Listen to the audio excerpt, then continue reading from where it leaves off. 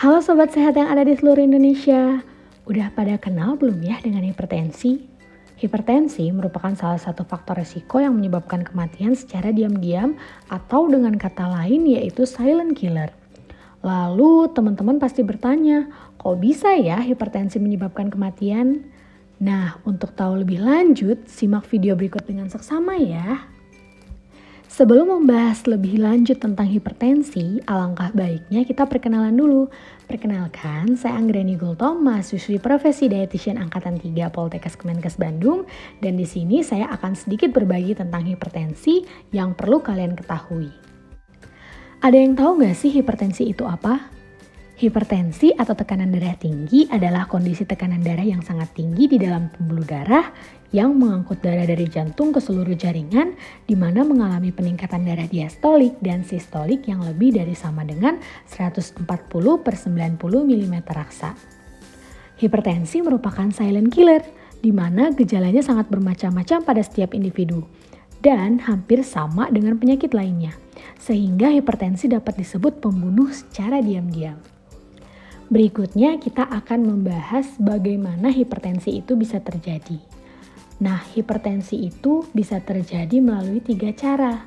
Yang pertama, bertambahnya cairan di dalam sirkulasi itu bisa menyebabkan meningkatnya tekanan darah. Hal ini terjadi jika terdapat kelainan fungsi ginjal sehingga tidak mampu membuang sejumlah garam dan air dari dalam tubuh. Lalu yang kedua adalah jantung memompa lebih kuat sehingga lebih banyak mengalirkan cairan setiap detiknya.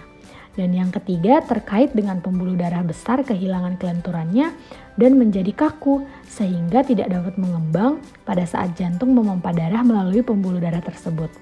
Nah, oleh karena itu, darah pada setiap denyut jantung dipaksa untuk melalui pembuluh darah yang lebih sempit dan menyebabkan hipertensi. Untuk prevalensi hipertensi terbilang sangat menakutkan karena di Indonesia ternyata mengalami peningkatan selama 2 periode di mana berdasarkan data WHO di dunia yaitu sebesar 22% dari penduduk dunia.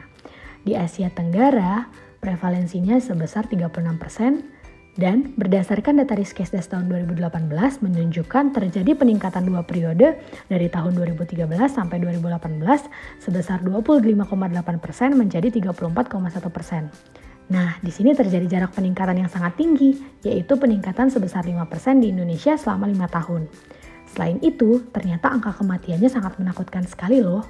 Di hipertensi ini, 23,7% dari total 1,7 juta kematian, peningkatan prevalensi tertinggi itu terdapat di Provinsi Kalimantan Selatan sebesar 44,13%, di Jawa Barat sebesar 39,60%, dan di Kalimantan Timur sebesar 39,30%. Tanda dan gejala apa sih yang kita rasakan apabila kita memiliki tekanan darah yang tinggi?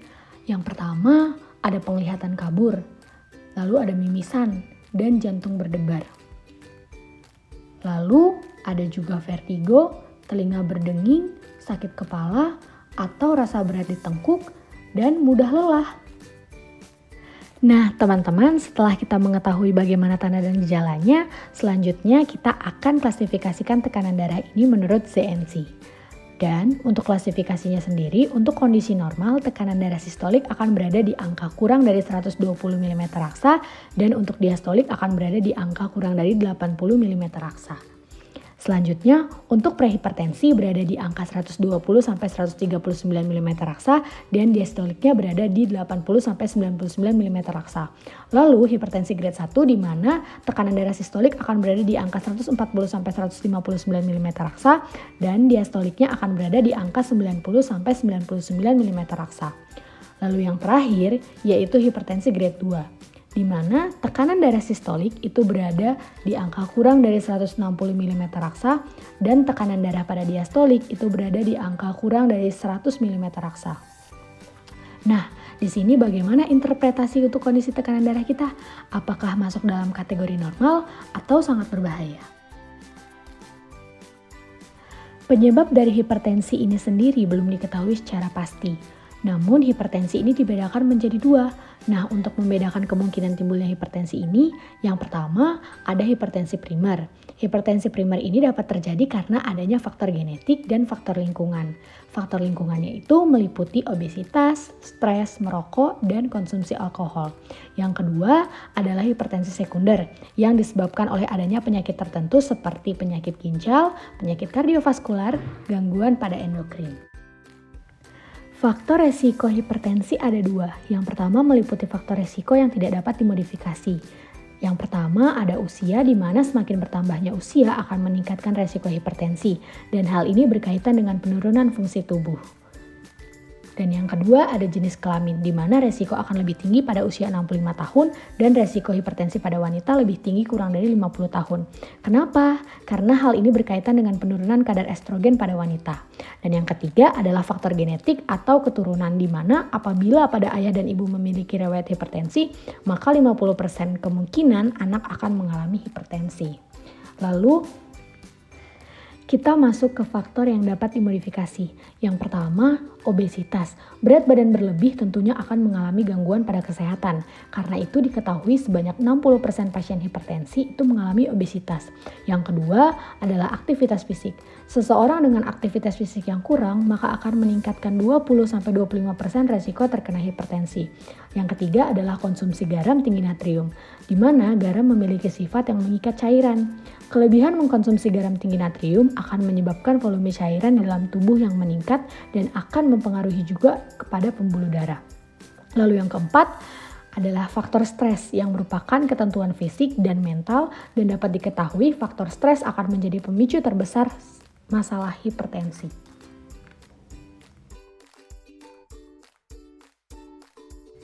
Selanjutnya, mari kita lihat apa saja sih komplikasi dari hipertensi. Ternyata hipertensi dapat menjadi penyebab pada gangguan beberapa organ berikut, misalnya gangguan pada otak.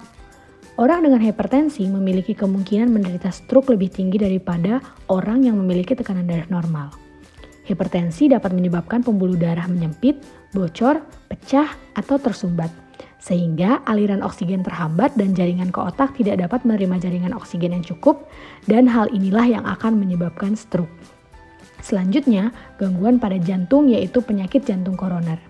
Tekanan darah yang tinggi dapat menyebabkan otot jantung bekerja lebih keras, sehingga otot jantung mengalami penebalan dan akan mengalami penurunan fungsi.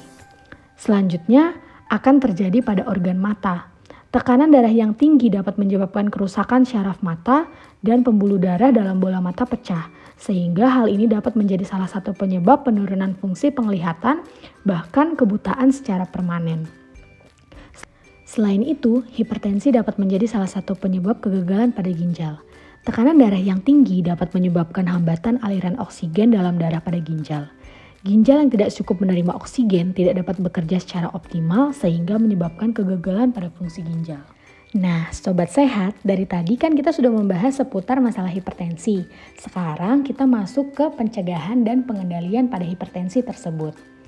Menurut Kementerian Kesehatan Republik Indonesia, pencegahan hipertensi dengan melaksanakan cerdik merupakan singkatan dari C, yaitu cek kondisi kesehatan secara rutin dan berkala, E, menyahkan asap rokok, R, rajin melaksanakan aktivitas fisik, D, diet yang sehat dengan mengkonsumsi kalori yang seimbang, I, istirahat yang cukup, dan K, kendalikan stres.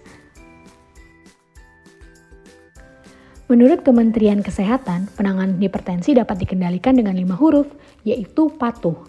Dengan P, periksa kesehatan secara rutin dengan mengikuti anjuran dokter. A, atasi penyakit dengan pengobatan yang tepat dan teratur. T, tetap diet sehat dengan gizi seimbang. U, upayakan beraktivitas fisik dengan aman. Dan H, hindari rokok, alkohol, dan zat karsinogen. Lalu kita masuk ke kegiatan pemantauan, di mana kegiatan pemantauan ini dibagi menjadi dua, yaitu pemantauan minimal dan pemantauan secara lengkap. Untuk pemantauan minimal, kita harus memantau sayur dan buah, makanan yang mengandung lemak, kegiatan aktivitas fisik, indeks massa tubuh, dan tekanan darah. Sedangkan kegiatan pemantauan lengkap terdiri dari pemeriksaan glukosa darah, memantau kolesterol di dalam darah, serta pemeriksaan uji fungsi paru sederhana. Lalu, bagaimana dengan pasien hipertensi? DASH diet atau dengan nama lain Dietary Approach to Stop Hypertension merupakan jenis diet yang diberikan untuk membantu mengontrol tekanan darah pada pasien hipertensi. Jumlah porsi harian yang diatur dalam diet DASH adalah sebagai berikut. 7-8 penukar serealia utuh, 4-5 penukar buah, 4-5 penukar sayuran, setengah sampai 1 penukar kacang-kacangan, kurang dari 2 penukar daging tanpa lemak, unggas, dan ikan, 2-3 penukar susu, 5 penukar per minggu untuk makanan manis. Lalu seberapa banyak ukuran satu penukar itu? Untuk serealia utuh setara dengan 1 iris atau lembar roti, setengah gelas serealia kering, setengah gelas pasta. Dan untuk 1 penukar sayuran setara dengan 1 gelas sayuran berdaun yang mentah, setengah gelas sayuran yang matang, 3/4 gelas jus sayuran. Kemudian untuk 1 penukar buah setara dengan 1 potong buah besar, 1/4 gelas buah kering, dan 3/4 gelas jus buah. 1 penukar susu sama dengan 1 gelas susu, 1 potong keju, dan 1 gelas yogurt. Untuk 1 penukar daging setara dengan 1 potong daging atau unggas atau ikan, dan 1 butir putih telur. Untuk 1 penukar kacang-kacangan setara dengan 1 gelas kacang-kacangan atau setara dengan 2 sendok makan selai kacang. Untuk 1 penukar lemak atau minyak setara dengan 1 sendok teh margarin, 1 sendok teh minyak sayur, dan 1 sendok teh mayones. Sedangkan 1 penukar makanan manis setara dengan 1 sendok makan gula pasir, 1 sendok makan selai, dan setengah gelas sorbet.